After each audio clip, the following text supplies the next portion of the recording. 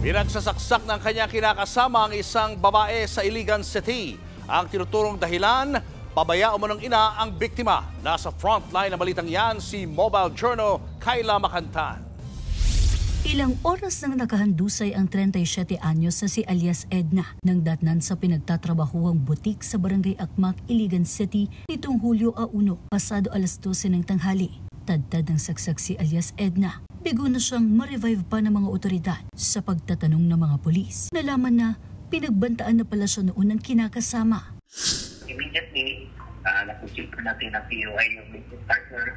Pinuntahan natin ang bahay niya. Nadatnan nila yung anak nila, sinabi na ang tatay ko po ay nagtrabaho sa isang hardware and may napansin daw siyang tubo sa short ng kanyang tatay.